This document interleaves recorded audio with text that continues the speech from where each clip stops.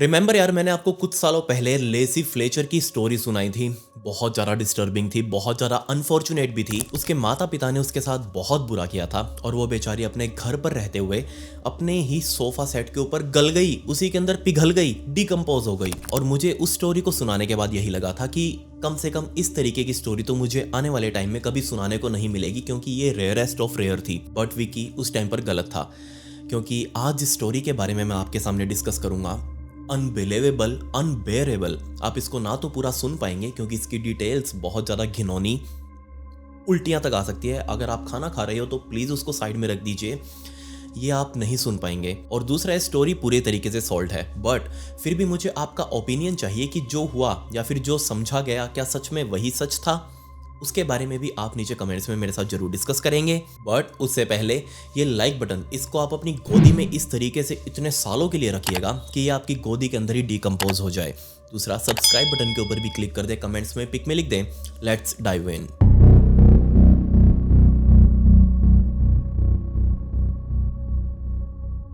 इस unbelievable incident को समझने के लिए हमें साउथ कोरिया के पाजू शहर में जाना पड़ेगा। और दिन था 17 नवंबर 2024 का, जब यहाँ के इमरजेंसी पैरामेडिक्स के पास एक कॉल आया और इसमें कॉलर ने बताया कि आप प्लीज़ हमारे घर पर आ जाइए क्योंकि मेरी बीवी सांस ठीक से नहीं ले पा रही। अब जैसे ही पुलिस वालों के साथ इमरजेंसी सर्विसेज इस घर पर पहुंचे और उन्होंने दरवाज़ा खटखटाया, तो जैसे ही उस कॉलर ने दरवाज़ा खोला, इतने में ही सामने खड़े पुलिस वालों ने अपना नाक ढक लिए। क्योंकि एक बहुत ही गंदी स्मेल, इतनी गंदी आज तक उन्होंने अपनी जिंदगी में नहीं देखी थी। बाद में एक इंटरव्यू में उन्होंने बताया था, वो स्मेल जैसे उनके नाकों के पास आई, उन्होंने तुरंत अपने नाक कवर कर लिए।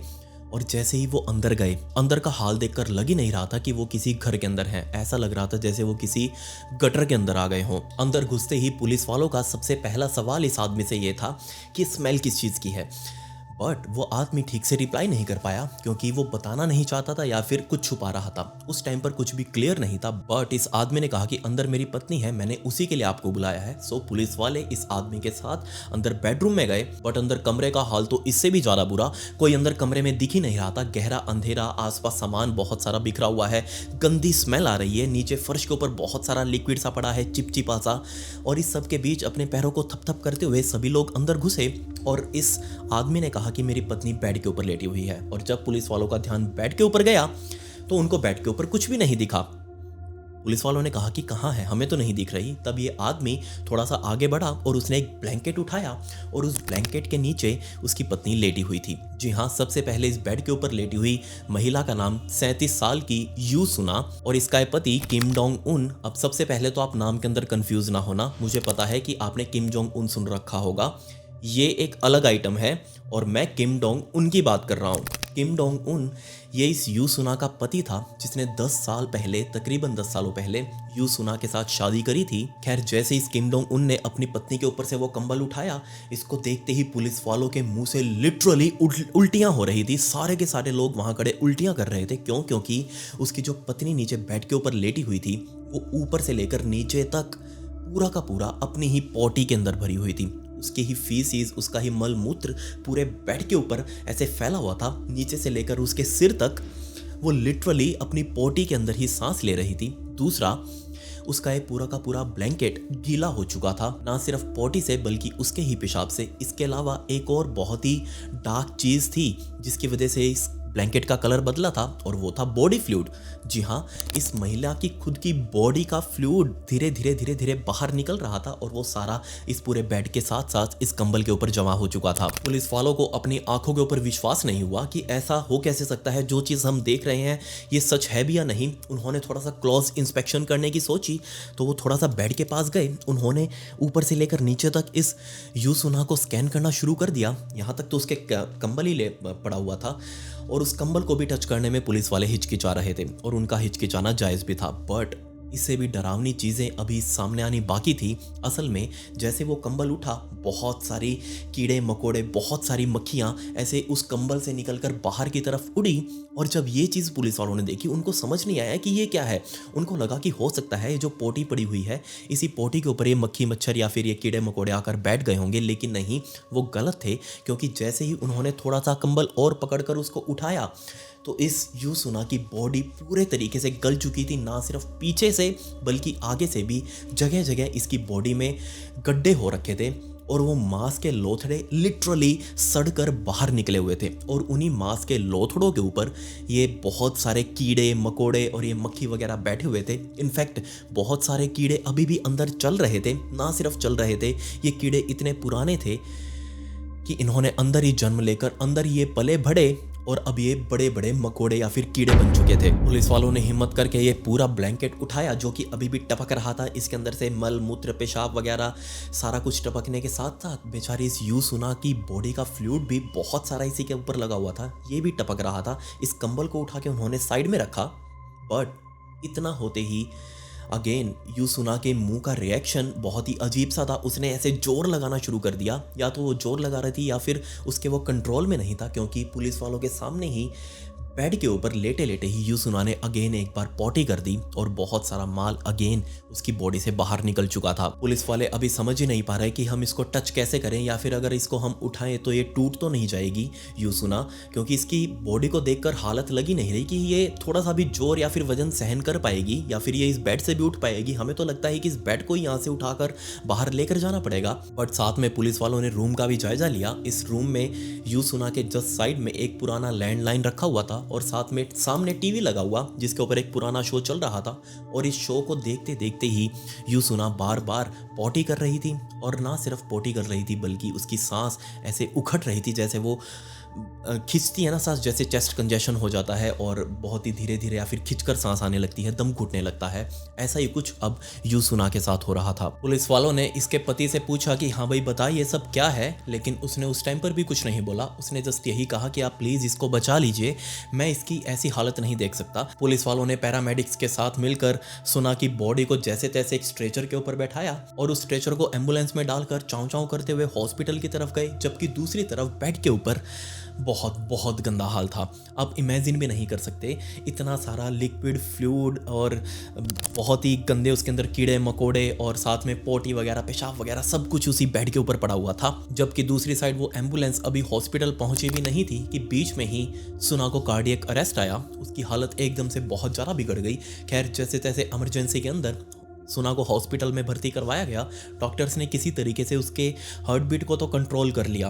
उसके अंदर जान अभी भी थी लेकिन वो सांस बहुत खींच के ले रही थी। लेकिन अगले दिन यानी कि 19 नवंबर 2024 के दिन दोपहर के टाइम पर सुना की मौत हो चुकी थी। पुलिस वालों ने तुरंत पोस्टमार्टम करवाने के लिए कहा और उस पोस्टमार्टम के अंदर डिटेल सच में बहुत ज़्यादा ब्रूटल थी। सबसे पहले तो सुना की कॉज ऑफ डेथ जो था वो था सेप्सिस। साथ में बेचारी सुना के पेट के अंदर उसी की बॉडी का 7 लीटर फ्लूइड भरा हुआ था, जिसकी वजह से वो ना तो कुछ खा पा रही थी और जो भी कुछ वो पॉटी वगैरह करती वही फ्लूइड साथ में निकल रहा था। और जैसे वो पुराने वाला फ्लूइड निकल जाता उसकी बॉडी खुद अंदर गल कर नया फ्लूइड बना रही थी। साथ में सुना की बॉडी के ऊपर पीछे कमर में स्टेज 4 के बेड सोर्स हो चुके थे। अब मैं आपको अंदाज़ा दे दूं कि अगर स्टेज 1 के भी किसी को बेड सोर्स हो रखे हों, जो बंदा लंबे टाइम से बेड पर हो, अगर उसको करवट ना दिलाई जाए या फिर उसके कमर को हवा ना लगाई जाए तो बहुत जल्दी बेड सोर्स बन जाते हैं और वो सच में बहुत बदबूदार होते हैं। उसको देखा भी नहीं जाता, स्मेल करनी तो दूर की बात। और यहाँ सुना के जो बेड सोर्स थे वो स्टेज 4 को भी क्रॉस कर चुके थे। आज तक डॉक्टर्स ने भी ऐसे बेड सोर्स नहीं देखे। बट इसके अलावा एक और डिस्टर्बिंग डिटेल, जब इसकी मौत के बाद डॉक्टर्स ने इसका चेस्ट सीटी स्कैन किया, क्योंकि उनको पहले से ही अजीब लग रहा था। इसकी चेस्ट अंदर की तरफ धसी हुई थी थोड़ी सी, और जब उसका चेस्ट सीटी स्कैन किया गया उसमें पता चला कि सुना के राइट साइड में जो लंग है उसके ऊपर जो अस्थि पिंजर होते हैं उनके अंदर हड्डियां लगी होती हैं ऐसे ऐसे, उसमें से पहली से लेकर छठी हड्डी तक यानी कि टोटल 6-7 हड्डियां वो टूटी हुई थी। उनको फ्रैक्चर हुए भी बहुत लंबा टाइम बीत चुका था। तब पुलिस वालों ने पूछा कि हो सकता है ये हड्डियां आपसे टूट गई हो क्योंकि आपने इसको बाद में सीपीआर दिया था, लेकिन डॉक्टर्स ने बताया कि हमने सीपीआर लेफ्ट साइड में दिया था जबकि ये तो राइट साइड की थी और उससे भी पहले की थी। हो सकता है किसी ने सुना की चेस्ट के ऊपर बहुत जोर से वार किया हो किसी बड़ी भारी चीज से, उसकी वजह से उसकी हड्डियां टूट गई। और बहुत ही रिसेंट इंजरी उसके जो शरीर पर थी, जो सबसे नई इंजरी थी वो थी उसकी लेफ्ट शोल्डर के ऊपर। ऐसा लग रहा था जैसे एक बहुत ही गहरा गड्ढा उसके शोल्डर पर बना हुआ था और वो बनकर सूख भी चुका था, अब वो धीरे धीरे भर रहा था। और जब डॉक्टर्स ने उस गड्ढे की जांच करी तो पुलिस वालों को बताया कि ये गड्ढा जरूर चाकू लगने की वजह से बना होगा। डॉक्टर्स ने क्लियरली कह दिया कि ये जो हालत है सुना की, ये तकरीबन 4 से 5 महीने से ऐसी ही होगी। इस हाल के अंदर सुना अपनी ज़िंदगी बिता रही थी। अब उसको मरना तो था ही, क्योंकि उसकी पूरी बॉडी गल चुकी थी। बॉडी में अंदर ऑर्गन्स के नाम पर कुछ भी नहीं था, वो सारे अंदर ही गलकर फ्लूइड बन चुके थे। अब उसका बच पाना लगभग नामुमकिन था, इसलिए वो बहुत अच्छी जगह पर चली गई। अब मरकर फाइनली उसकी आत्मा को शांति मिली होगी। बट पुलिस वालों ने अब ये सोचना शुरू कर दिया कि ऐसा हो कैसे सकता है। 4 महीने से इस हालत के अंदर थी तो किसी ने उसको नोटिस नहीं किया। स्पेशली उसका हस्बैंड, जो कि 10 सालों से उसके साथ शादीशुदा है, उसके साथ रहता है, तो क्या उसने उसका इलाज नहीं करवाया? अगर कोई बीमारी थी तो सुना को। पुलिस वालों ने तुरंत इस किम डोंग उन नाम में कन्फ्यूज़न बहुत ज़्यादा हो जाती है। एक तो नाम इनके ऐसे अटपटे से होते हैं, ऊपर से वो गुलगुला किम जोंग उन, वो एक अलग ही आइटम है। उसके बारे में बात नहीं हो रही, उसको कोई गाली मत देना।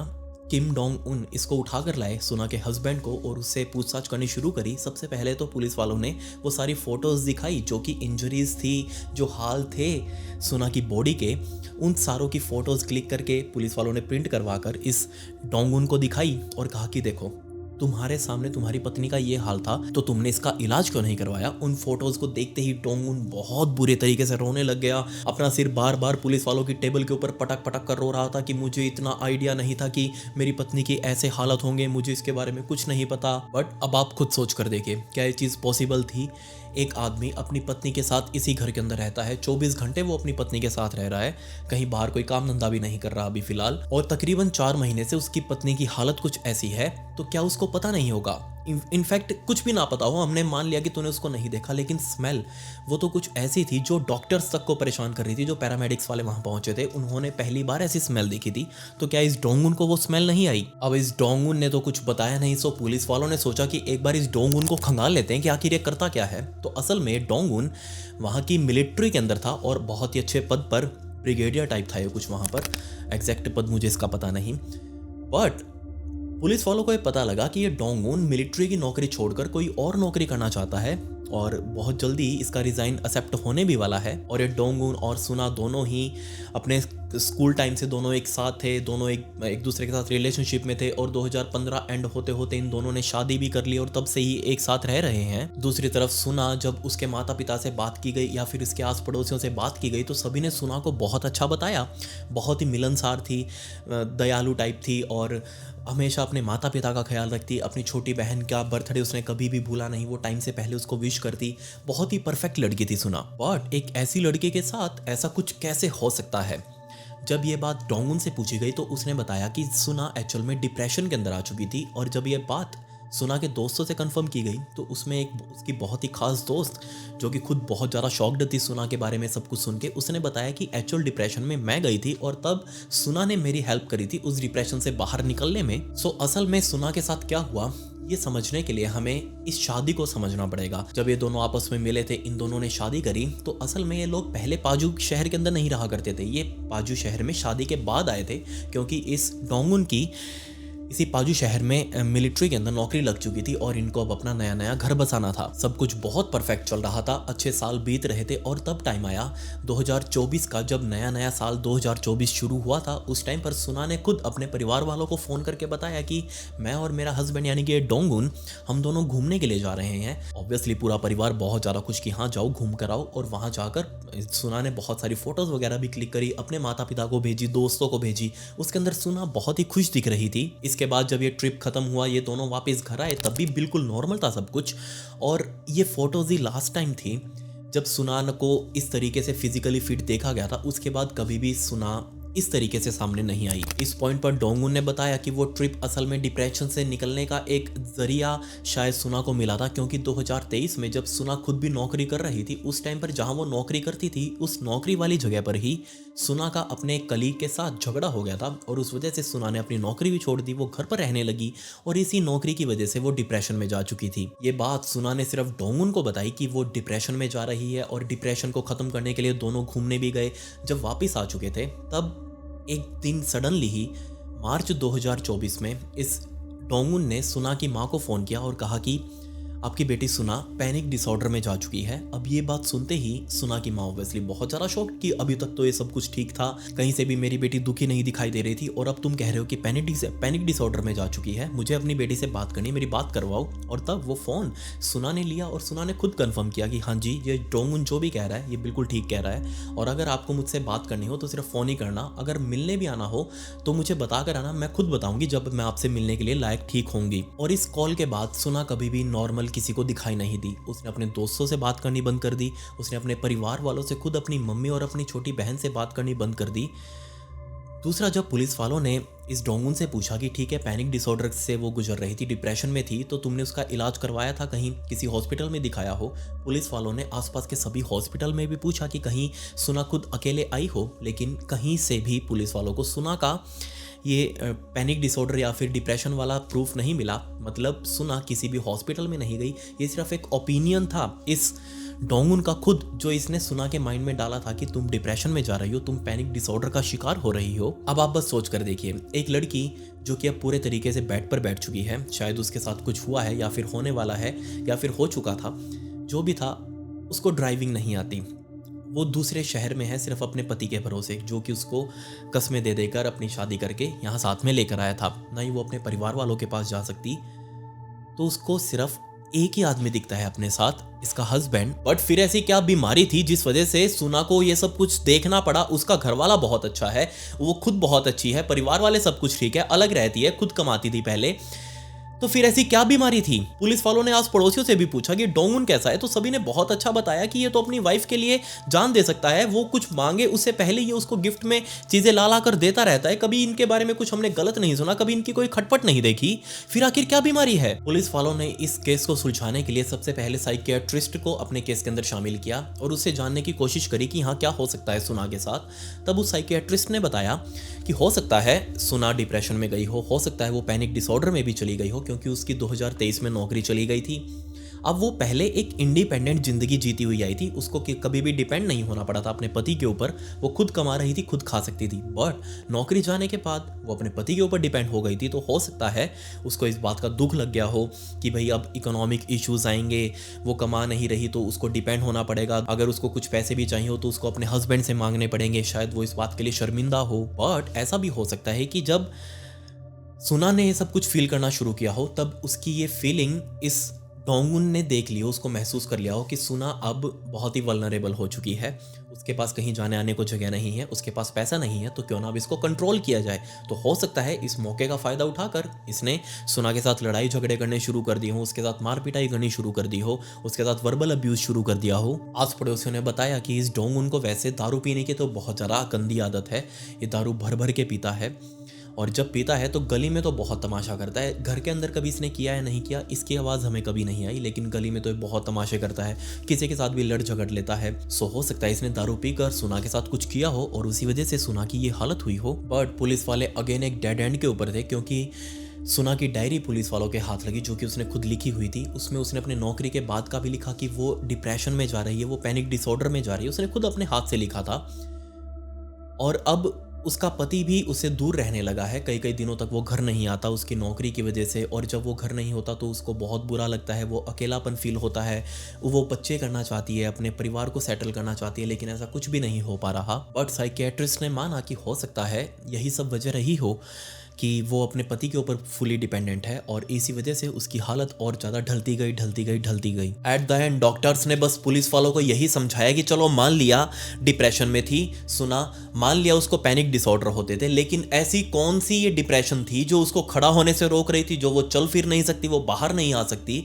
इसका क्लियरली मतलब साफ ये था कि इसका ये पति डोंगुन ये इसको फोर्स कर रहा था, ना तो घर से बाहर जाने से और मजबूरन उसको इसी बेड के ऊपर बैठे रहने से। इनफैक्ट सुना की फैमिली बार बार सुना को फ़ोन करती, लेकिन हमेशा ये फ़ोन डोंगुन नहीं उठाता और बोलता कि नहीं अभी आप इसके घर नहीं आ सकते, अभी आप इससे मिल नहीं सकते, इससे बात नहीं कर सकते, मजबूरी है, वो पैनिक डिसऑर्डर से जा रही है, अभी वो सो रही है, ब्ला ब्ला ब्ला, बहुत सारे बहाने बना देता। इनफैक्ट लास्ट 2-3 कॉल पर तो उसने सुना की फैमिली को ये तक कहना शुरू कर दिया कि वो बहुत ज़्यादा पागल हो जाती है जब भी किसी नए इंसान को देखती है। तो आप प्लीज़ अभी घर पर मत आना, अभी उससे बात करने की कोशिश मत करना। सुना के परिवार वालों को वो खुद से कॉल कर करके ये बताता कि सुना बहुत अच्छी है, वो आराम से बैठी है, खाना खाया है, सो रही है, नहा रही है, जो भी कुछ कर रही है वो सब कुछ बताता रहता।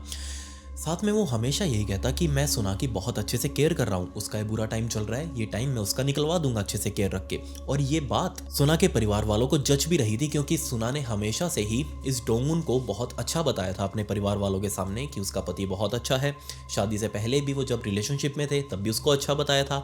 इनफैक्ट शादी के बाद जब भी वो कहीं बाहर जाते तो सुना उसके साथ फोटोज क्लिक कर करके भेजती कि देखो हम दोनों कितने ज़्यादा खुश हैं, हम दोनों के बीच में कितना ज़्यादा प्यार है। इसलिए अब इस पॉइंट पर 2024 में सुना के परिवार वालों के पास कोई ऑप्शन ही नहीं था शक करने का, क्योंकि हमेशा से ही इस डोंगुन की इमेज बहुत अच्छी थी। पुलिस वालों ने यही थ्योरी बनाई कि सबके सामने, पूरी दुनिया के सामने, इंक्लूडिंग सुना के परिवार वाले, इन सब के लिए डोंगुन बहुत अच्छा था। बट इस चार दीवारी के अंदर डोंगुन कुछ ऐसा कर रहा था जो इनह्यूमेन था, अमानवीय है, जो कि उसे नहीं करना चाहिए था, और वो भी अपनी पत्नी के साथ। पुलिस वालों ने अगेन सुना के इस घर को सर्च किया, पहले तो अच्छे से क्लीन करवाया उसको, और सर्च करने पर पुलिस वालों को इस डोंगुन की टेबल के ऊपर 2 लेटर्स मिले, और ये दोनों लेटर्स सुना ने खुद लिखे थे, जिसके अंदर उसने लिखा हुआ था कि मैं बहुत ज़्यादा परेशान हूँ क्योंकि तुम मेरी वजह से बहुत ज़्यादा परेशान हो रहे हो। मतलब सुना इस डोंगुन को कह रही थी कि तुम मेरी वजह से बहुत ज़्यादा परेशान हो रहे हो, तुम्हें भी ये सब कुछ सफ़र करना पड़ रहा है, और मैं जल्दी से जल्दी ठीक होना चाहती हूँ। नीचे उसने एंड लाइंस में लिखा हुआ था कि क्या तुम मुझे लास्ट टाइम एक बार हॉस्पिटल ले चलोगे, मुझे ठंड लग रही है बहुत ज़्यादा, और मुझे ठंड की मेडिसिन लेनी है, साथ में मुझे लिप बाम लेना है क्योंकि मेरे होठ बहुत ज़्यादा सूखते जा रहे हैं। ऑब्वियसली दूसरे लेटर के अंदर भी वो बार बार उसको हॉस्पिटल लेकर जाने की बात कर रही थी। सो इस पॉइंट पर हम लोग समझ सकते हैं कि सुना हॉस्पिटल जाना चाहती थी, लेकिन वो खुद इस स्टेट के अंदर नहीं थी कि उठ के खुद से हॉस्पिटल जा सके। वो बेड से चिपकी हुई थी, उसका पूरा शरीर गल चुका था। अब इस पॉइंट पर तो उसके पति को ही उसको हॉस्पिटल लेकर जाना चाहिए था, लेकिन ये लेकर नहीं गया। और दूसरा, मुझे समझ में नहीं आया कि ये दोनों जब आपस में घर पर ही रहते हैं एक दूसरे के साथ, तो ये आपस में लेटर्स क्यों खेल रहे थे। सुना खुद उसको बता सकती थी, ऐसे टू डोंगुन वगैरह लिखकर ये फॉर्मेलिटी करने की जरूरत नहीं थी, उसको बता सकती थी कि उसको हॉस्पिटल लेकर जाए वो। तब पुलिस वालों ने इस केस के अंदर केस प्रोफाइलर्स को शामिल किया। केस प्रोफाइलर्स वो होते हैं जैसे कि आप जैसे कोई समझदार लोग, मैं तो नहीं हूँ, आप जैसे समझदार लोग जिनको केस को देखते ही समझ आ जाए कि आखिर इसमें क्या क्या कुछ हुआ होगा, पॉसिबिलिटीज़ बता सकते हैं, जो उन लोगों को शामिल किया। और उन्होंने बताया कि हो सकता है वो सुना कोई डिप्रेशन से गुजर रही हो, या फिर खुद इसने डोंगुन ने बार बार सुना के आगे बोल बोल कर कि तुम डिप्रेशन में हो, तुम पैनिक डिसऑर्डर के अंदर हो, ये हो जाएगा वो हो जाएगा, ये सब कुछ बोल बोल कर उसके दिमाग में सब कुछ बैठा दिया हो कि वो बीमार है। या फिर दूसरा ऑप्शन कि कहीं इसने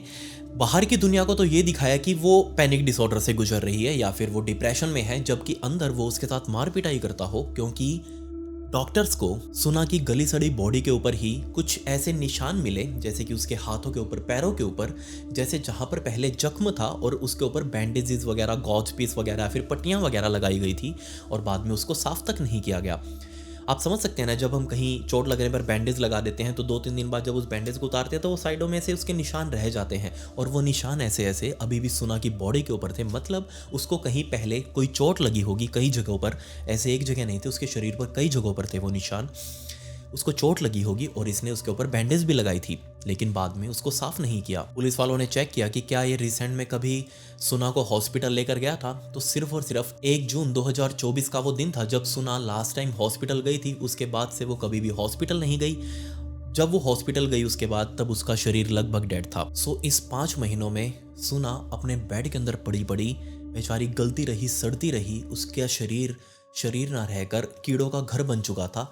मच्छर मक्खी अंदर, कीड़े मकोड़े इतने चल रहे थे, इतने बड़े बड़े हो चुके थे वो कीड़े कि अब उनके पंख भी लग गए, वो उड़ रहे थे। बेचारी इसी हालत के अंदर सुना अपनी ज़िंदगी निकाल रही थी, जबकि ये डोंगुन, ये बाऊजी, इसके पास 2 डॉग थे, इन्होंने पाले हुए थे घर में कुत्ते। ये दोनों कुत्तों को टाइम टू टाइम हॉस्पिटल लेकर जाता। रिसिप्ट मिली जिसमें सितंबर और अक्टूबर के महीने में अपने दोनों डॉग्स को हॉस्पिटल लेकर गया था। इनफैक्ट उनकी बालों की कटिंग करवाने के लिए भी उनको पास ही के एक ग्रूमिंग दुकान के ऊपर लेकर गया था। अपने डॉग्स के लिए इतना ध्यान रख रहा है यार, वो तेरी पत्नी है, वो तेरी पत्नी बेड के ऊपर पड़ी है, वो गल रही है, उसका शरीर उसका खत्म होता जा रहा है और तू उसका ध्यान नहीं रख रहा। कुत्तों को लेकर घूम रहा है। जब पड़ोसियों से इसके बारे में पूछा गया कि आपने कभी कुछ देखा या नहीं या फिर सुना नहीं, तो सभी ने ये कहा कि हमने जून में ही देखा था सुना को। उसके बाद हमें लगा कि सुना अपने घर चली गई होगी या फिर इन दोनों के बीच में पहले थोड़ी बहुत खटपट होती थी कभी कभार, तो हो सकता है सुना ने इससे डाइवोर्स ले लिया, वो परेशान हो गई हो। जून के बाद हमने उसे नहीं देखा। पुलिस वालों ने अब ठान लिया था कि चलो हमें सख्ती से इस डोंगुन के साथ पूछताछ करनी पड़ेगी। तो पहला सवाल पुलिस वालों ने यही पूछा कि 3-4 महीनों तक तुम्हारी पत्नी के शरीर में कीड़े चल रहे थे, तुमने पहले 119 नंबर डायल क्यों नहीं किया, पहले मदद क्यों नहीं बुलाई? तब इसने कहा कि मुझे लग रहा था मेरी पत्नी बहुत ज़्यादा ओवर रिएक्ट कर रही है और वो अपने आप ठीक हो जाएगी, इसलिए मैंने नहीं बुलाया। पुलिस वालों ने अगेन पूछा कि 3 महीने से तू अपनी पत्नी के साथ है, तेरे को उसके शरीर के ऊपर कीड़े चलते हुए दिखे नहीं? वो जो मोटी पोटी वगैरह कर रही है, पेशाब वगैरह निकाल रही है, बेड के ऊपर उल्टियाँ पड़ी हुई है, वो सारा गंदगी के अंदर रह रही है, तो क्या ये चीज़ तेरे को नहीं दिखी? इस बात का रिप्लाई डोंगुन ने नहीं किया, क्योंकि इस डोंगुन को अंदर से समझ आ चुका था कि वो जितना इन चीज़ों को इग्नोर करता रहेगा उसके ऊपर उतने ही चार्जेस कम साबित होंगे। तब पुलिस वालों ने डॉक्टर से रिपोर्ट मांगी कि आप एग्जैक्ट टाइमलाइन बताइए कि कब से सुना की बॉडी का ये हाल होना शुरू हुआ होगा। तब डॉक्टर्स ने अप्रॉक्सीमेटली 93 से 94 दिन यानी कि 93 to 94 डेज उसमें लिखा।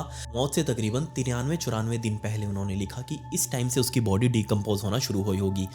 तो पुलिस वालों के पास अब एक तगड़ा सबूत था। ये देख, मेडिकल ये बोल रही है कि 3 महीने तूने उसको सिर्फ देखा है, तूने कभी मदद नहीं मंगाई, ऐसा क्यों? दूसरा सबसे अजीब चीज पुलिस वालों को लगा पानी। जी हाँ, अपने यहाँ तो चलो पानी आता है, सुबह सुबह मोटर ऑन करके हम चला लेते हैं, लेकिन वहाँ कोरिया के अंदर हर घर के बाहर, यहाँ भी लगे हैं, चलो अपने मीटर लगे हैं पानी के, वहाँ पर भी मीटर के पानी लगे हुए हैं और वो टन्स के अंदर उनको कैलकुलेट करते हैं, लीटर्स के अंदर वगैरह नहीं। वहाँ का सिस्टम अलग है। वहाँ नॉर्मल एक परिवार को महीने का, जिसमें 4 पर्सन हो परिवार में, उनको 18 से लेकर 20 टन पानी दिया जाता है और वो उसके अंदर सफिशिएंटली गुजारा करते हैं, कोई दिक्कत नहीं होती, परफेक्ट रहता है। बट ये डोंगुन, ये पिछले 4 महीनों से तकरीबन 40 टन पानी उसके घर में यूज हो रहा था हर महीने, कभी 41 टन, कभी 39 टन, कभी 42 टन। सो टोटल एवरेज हमने मानी तकरीबन 40 टन पानी। इतना पानी वो क्या कर रहा था? पुलिस वालों ने पहले तो इससे सवाल पूछा कि तू इतने पानी का क्या कर रहा था? इसने अगेन इग्नोर किया। तब पुलिस वालों ने वही अंदाज़ा लगाया कि हो सकता है ये 24 घंटे पानी की टंकियों को खुला छोड़ता रहता होगा, हो सकता है इसने कोई क्राइम किया हो सुना के साथ और उसके शरीर को धोता हो, या फिर कहीं खून वगैरह पड़ा हो, कोई भी क्राइम के एविडेंस को साफ करने के लिए अपने घर के अंदर 24 घंटे पानी को छोड़ता रहता होगा, तभी इतना पानी यूज हो सकता है, वरना नहीं। पुलिस वालों ने इसके बिजली का बिल भी चेक किया, जिसके अंदर सामने आया कि पिछले 4 महीनों में इसका बिजली का बिल बहुत तेजी से ग्रो हुआ था, बहुत तेजी से बढ़ा था, जिसका मतलब साफ ये था कि 2400 घंटे बेचारी सुना को एसी के अंदर रखता ताकि उसके शरीर से निकलने वाली स्मेल कुछ दब सके या फिर जो फ्रेश एयर है वो बाहर से आ सके। दूसरा, पुलिस वालों ने इससे स्मेल का ही रीज़न पूछा कि तेरे को स्मेल क्यों नहीं आई? तब इसने कहा कि मैं घर के अंदर 24 घंटे अगरबत्तियां लगा कर रखता, क्योंकि मुझे वो स्मेल पसंद नहीं थी जो सुना की बॉडी से आ रही थी। बट पुलिस वाले इतने भी बेवकूफ़ नहीं होते, चाहे कहीं के भी हों, इतना भी माल कोई नहीं पीता। पुलिस वाले अब समझ चुके थे कि ये जानता था सब कुछ डोंगुन, बट इसने इग्नोर किया या फिर अब ये हमसे छुपा रहा है। But in between the main time, पिछले जो दिन बीते थे सारे, ये जब सुना जिंदा थी, उस टाइम पर ये बराबर फ़ोन कर रहा था सुना के माता पिता को और सब कुछ अपडेट दे रहा था कि सुना बिल्कुल ठीक है, कोई दिक्कत नहीं है, वो बस आपसे बात नहीं कर सकती। इनफैक्ट ये जो कॉल करी थी उसने 119 पर, उससे 11 दिन पहले भी उसने सुना के माता पिता को फ़ोन किया था, जिसमें उसने कहा था कि सुना को आज सूप पीने का इच्छा थी, तो मैंने अभी अभी उसको सूप ला कर दिया है। सुना की माँ बहुत ज़्यादा खुश थी कि चलो बेशक उसकी बेटी अभी ठीक नहीं है, उसकी मेंटल हेल्थ ठीक नहीं है, लेकिन वो खा पी तो ठीक से रही है और ये उसकी सेवा भी कर रहा है। 16 नवंबर 2024 के दिन उसने इनफैक्ट फैमिली ग्रुप के अंदर भी पोस्ट किया, जिसमें उसने अपने बाथरूम की फ़ोटो खींच कर डाली थी कि देखो मैंने बाथरूम क्लीन कर दिया है और मैंने सुना को सूप भी पिला दिया है। लेकिन इस सूप के बारे में जब पूछा गया कि तूने क्या पिलाया था, तो उसने जस्ट यही कहा कि मैंने सूप पिलाया था। बट जब मैं सुना को सूप पिला रहा था तब उसने अपने कपड़ों के ऊपर गिरा लिया था। तब मैंने उसका ब्लैंकेट चेंज करने की भी कोशिश करी थी, मैंने ब्लैंकेट उठाया था, तब मैंने नोटिस किया था कि सुना के पैर सारे काले पड़ चुके हैं। तो पुलिस वालों ने पूछा कि जब तूने देख लिया था उसके पैर काले पड़ चुके हैं, तब तूने मेडिकल इमरजेंसीज को फ़ोन क्यों नहीं किया? इनफैक्ट तू एक आर्मी मैन है, तू मिलिट्री में काम करता है, तेरे को तो सबसे ज़्यादा रिस्पॉन्सिबिलिटीज़ की केयर होनी चाहिए, तेरे को पता होना चाहिए कि इस टाइम पर तुझे क्या करना चाहिए। अब ये फिर से दोबारा चुप रहा, इसने कोई आंसर नहीं दिया। लेकिन पुलिस वाले और साथ में साइकियाट्रिस्ट, ये लोग सभी समझ चुके थे कि इसने पूरा प्लान कर रखा था बेचारी सुना को मारने का, और बजाय खुद से मारने के उसने सुना को उसके हाल पर छोड़ दिया ताकि वो अपने आप ही मर जाए और उसके ऊपर मर्डर के एलिगेशंस ना लगे। वो सुना से पीछा छुटवाना चाह रहा होगा अपना, और सुना क्या मर्डर का चार्ज भी नहीं लेना चाह रहा, इसलिए उसने ये काम किया। और परफेक्ट टाइमिंग देखिए उसने किस टाइम पर बुलाया इमरजेंसीज वालों को, 18 नवंबर के दिन, कि अगले ही दिन बेचारी वहां हॉस्पिटल तक तो सही से पहुंच भी नहीं पाई, बीच में ही सुना को कार्डियक अरेस्ट आ गया और उस वजह से अगले ही दिन उसकी मौत भी हो गई। कितनी परफेक्ट टाइमिंग चुनी थी डोंगुन ने। बट अब सभी के मन में सवाल बस यही था कि सुना के साइड में एक लैंडलाइन फोन था, तो उसने खुद से अपने लिए मदद क्यों नहीं बुलाई, क्यों किसी को फोन नहीं किया, ना ही अपने माता पिता को या फिर मेडिकल वालों को क्यों नहीं बुलाया। और वो लैंडलाइन फोन चालू भी था, बट इसके पीछे क्लियर कट रीजन था कि सुना अपने हाथ पैर खुद नहीं हिला सकती थी, तभी तो ये उसको सूप पिला रहा था। वो अपने हाथ पैर कंट्रोल कर ही नहीं सकती, वो हिला तक नहीं पा रही उनको, और हिलाई भी कैसे, उसके ऊपर वाले 80 पिंजर की हड्डियां टूटी हुई हैं 6। वो हिलाती भी, हिलाने की कोशिश भी करती होगी तो भी उसको भयंकर दर्द होता होगा। दूसरा रीजन हो सकता है साइकोलॉजिकल बर्डन। इसने, डोंगुन ने बेचारी सुना के माइंड के ऊपर इतना प्रेशर बनाया कि वो मेंटली इल है, वो ठीक नहीं है, डिप्रेशन में है, कि वो इस बात को फील करके बैठ चुकी थी। और जब उसने लास्ट डायरी अपनी लिखी थी, जब उसके हाथ पैर चल रहे थे, जब उसने अपनी लास्ट डायरी लिखी थी, उसमें लिखा भी था उसने कि वो बर्डन फील कर रही है, कि अपने पति के ऊपर वो बोझ बन चुकी है और उसको उसकी देखभाल करनी पड़ रही है। इसी वजह से उसने खुद से कॉल करने की नहीं सोची। इनफैक्ट अपने पति को लेटर लिख लिख कर या फिर डायरी में लिख लिख कर उसने कहा कि मुझे हॉस्पिटल ले चलो, लेकिन ये लेकर नहीं गया। या फिर इसका तीसरा रीजन हो सकता है कंप्लीट आइसोलेशन। इस डोंगुन ने बहुत ही भयंकर कोई टॉर्चर करके डर बैठा रखा होगा सुना को कि तुम्हें किसी से बात नहीं करनी, तुम्हें किसी को फोन नहीं करना, तुम किसी के सामने जा नहीं सकती, ना ही कोई तुमसे मिलने के लिए आ सकता। हो सकता है इसी डर से सुना ने कॉल करने की कोशिश ना करी हो, खुद को बचाने की कोशिश ना करी हो। बट मुझे इस बात की समझ नहीं आ रही कि 6 वो हड्डियां टूटी कैसे, उसके लेफ्ट शोल्डर के ऊपर वो चाकू का निशान कैसा था, गहरा घाव था वो। और तीसरा, क्यों जिस टाइम पर सुना बोल सकती थी, चल भी सकती थी, क्यों उस टाइम पर उसके दोस्तों और उसके माता पिता से उसको बात करने से मना कर दिया। तब एक और क्रिमिनल प्रोफाइलर वो सामने आया, उसने इसकी थ्योरी बताई कि मुझे जो लगता है वो यहाँ पर ये हुआ होगा। और एग्जैक्टली जो उस क्रिमिनल प्रोफाइलर ने बताया, एग्जैक्टली बिल्कुल वैसा ही मुझे भी कुछ लगता है कि इस केस के अंदर यही हुआ होगा। असल में इस डोंगुन ने जैसे ही कंट्रोल करना शुरू किया सुना के ऊपर, सुना कंप्लीटली पैरालाइज्ड हो चुकी थी, तो इस बात में कोई शक ही नहीं है कि इसको ना पता हो कि उसकी पत्नी के साथ ये सब कुछ हो रहा है। ये उसी घर में रह रहा है, 24 घंटे उसके सामने रह रहा है, उसको खाना पीना खिला रहा है, तो इस बात में तो कोई दो राय नहीं कि उसको अपनी पत्नी का हाल ना पता हो। उसके कीड़े चल रहे हैं, मक्खी मच्छर है, बदबू आ रही है, पोटी वगैरह कर रही है, बाथरूम भी उसी में कर रही है, तो सब कुछ इसे पता होगा। बट ये सिर्फ इग्नोर इस बातों को इसलिए कर रहा है क्योंकि एक टर्म आती है जिसको हम बोलते हैं लस्ट मर्डर। मैंने आपको पहले भी ऐसी बहुत सारी स्टोरीज सुनाई हैं जिसमें कोई किलर हो और वो अपने विक्टिम को तड़पते हुए देखना चाहता हो, वो उसको सफ़र करते हुए देखना चाहता हो कि कैसे उसके अंतिम पल होंगे, कैसे वो तड़पेगा। और ऐसा कुछ देखने में कुछ लोगों को बहुत ही सेटिस्फेक्शन मिलती है, उनका काम भी हो जाता है और किसी को कुछ पता भी नहीं लगता। मैंने आपको पहले भी ऐसे बहुत सारे केसेस सुनाए हैं जिसमें इस टाइप के सैडिस्टिक जो किलर्स होते हैं उनको इसी टाइप से ऑर्गेज़म मिलता है। मुझे बिल्कुल ऐसा ही लगता है कि इस डोंगुन ने बेचारी सुना को उसकी मरते हुई शरीर के अंदर पूरे तरीके से कैद करके रख दिया, बाहर से पूरा आइसोलेट कर दिया और उसको बस देखता रहा कि कैसे ये मरेगी, कैसे ये मरेगी। और ऑब्वियसली वो 40 टन पानी हर महीने यूज़ करना, दिन में 1 टन से भी ऊपर पानी हो गया। इतना पानी कौन यूज़ करता है? 1000 किलो से भी ज़्यादा पानी, इतना पानी कौन यूज़ कर सकता है? आप और मैं यूज़ नहीं कर सकते। पी के भी कितना पी लेगा, नहा नहा के भी कितना नहा लेगा। ऑब्वियसली इसने अपने क्राइम स्पॉट्स को मिटाना जरूरी समझा होगा, जो कुछ इसने कांड किए होंगे उसको साफ सफाई कर रहा होगा। सिर्फ बेचारी सुना की बॉडी को छोड़कर इसने सब कुछ साफ कर दिया। दूसरा, इसने 17 नवंबर के दिन फ़ोन किया था और ये एग्जैक्ट टाइमिंग थी जब इसको एहसास हो चुका था कि ये कभी भी मर सकती है और इससे पहले कि ये मरे तुरंत मुझे पुलिस को बुलाना चाहिए। क्योंकि अगर सुना इसके सामने मर जाती और मेडिकल वाले वहां पर ना पहुंचते या फिर इसने फ़ोन ना किया होता, तब तो ऑब्वियसली इसके ऊपर मर्डर के चार्जेस लगने थे, इसको जेल हो जाती। लेकिन इसको अच्छे से आइडिया था लॉ का, कोरियन लॉ का, कि अगर सामने ना मरे और मेडिकल हेल्प टाइम पर पहुंच जाए, जब उसके अंदर थोड़े से भी सांस हो, और अगर मेडिकल हेल्प उसको उठाकर हॉस्पिटल ले जाए, तब भी ये मर्डर चार्जेस नहीं बनेंगे। ये सिर्फ अबंडेंट का केस लगेगा, यानी कि सिर्फ अपने परिचित को या फिर अपने सगे को उसने लावारिस छोड़ दिया और इसमें कोई खास ज़्यादा सजा भी नहीं होती। क्रिमिनल प्रोफाइलर ने कहा कि आप किसी भी तरीके से वो एविडेंस ढूंढिए जिसमें उसकी हड्डियां टूटी हुई थी उसका कोई एविडेंस मिल जाए कि कैसे टूटी थी, कब टूटी थी, या फिर वो चाकू जो यहाँ लगा हुआ था उसका कोई एविडेंस मिल जाए कि इसने मारे हैं, तब तो इसके ऊपर मर्डर के चार्जेस लग सकते हैं। वरना ये केस से बहुत जल्दी छूट जाएगा, बरी हो जाएगा और आराम से अपनी जिंदगी जिएगा। ये क्लियर कट मर्डर है। खैर, इस केस को वहाँ की मिलिट्री कोर्ट के अंदर चलाया गया, क्योंकि ये अभी भी एक आर्मी पर्सनल ही था। इसको तुरंत कोर्ट के अंदर भी बुलाया गया, जिसमें पहले प्रोसिक्यूशन ने इसके खिलाफ मर्डर के चार्जेस मांगे, क्योंकि उन्हें पता था कि अगर मर्डर के चार्जेस ना मिले तो बैकअप के तौर पर वो मर्डर ऑन अबैंडन ये मांग सकते हैं, ये तो उन्हें मिल ही जाएगा। बट अगर कोर्ट ने चाहा तो वो इस केस के हालातों को देखकर, एक्चुअल क्राइम सीन को देखकर इस केस के अंदर सजा भी बढ़ा सकती है, क्योंकि किसी के शरीर के अंदर कीड़े पड़ जाना और उसका पति सामने खड़ा देखता रहे, उसकी पूरी बॉडी खत्म हो रही थी और उसका पति सामने खड़ा हुआ देखता रहे, पत्नी मर रही है, पति सामने खड़ा होकर देखता रहे, ये कोई छोटी बात नहीं है। लेकिन एट द एंड सवाल बस यही था सबका और मेरा भी, कि आखिर मोटिव क्या था। जब सब कुछ सुना और डोंगुन के बीच में ठीक चल रहा था तो आखिर मोटिव था क्या?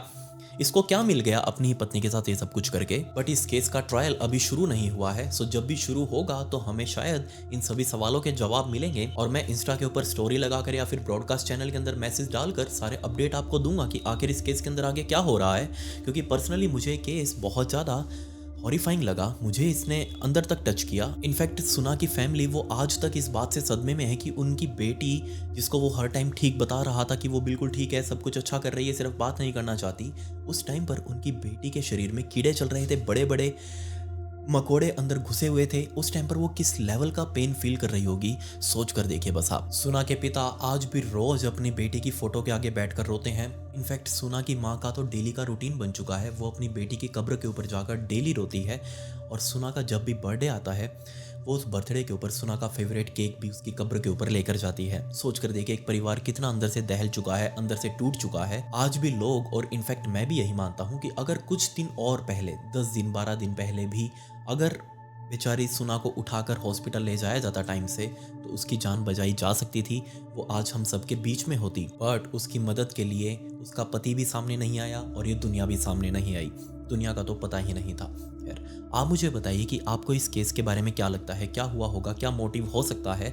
नीचे कमेंट्स में उसके बारे में ज़रूर बताएं। या फिर आपने भी अपने आसपास कुछ ऐसा देखा हो, क्योंकि आजकल भारत में भी ऐसे बहुत सारे केस निकल कर आ रहे हैं जिसमें लोग इंसानों को कमरे के अंदर कई कई सालों के लिए बांध कर छोड़ देते हैं। क्या आपने ऐसा कोई केस देखा है अपने आसपास या सुना है, या फिर ऐसे नेग्लेक्ट का कोई केस आपको पता हो तो उसके बारे में मुझे ज़रूर बताएं नीचे कमेंट्स में, या फिर मेरे इंस्टाग्राम आईडी पर। ये मेरी इंस्टाग्राम आईडी, इसका लिंक आपको डिस्क्रिप्शन में भी मिल जाएगा। यहाँ आकर आप मुझसे बात भी कर सकते हैं। यहीं पर मैंने ब्रॉडकास्ट चैनल बना रखा है जिसके अंदर मैं स्टोरी से रिलेटेड बैक स्टोरी फुटेज और फोटोज अपलोड करता हूं, तो आपके हाथ से फॉलो बटन जरूर क्लिक हो जाना चाहिए। खैर, पिछली वीडियो का शाउट आउट स्कार को and comment pick me to get a shout out in next video. मिलते हैं अगली वीडियो में। ये वीडियो देखने के लिए धन्यवाद।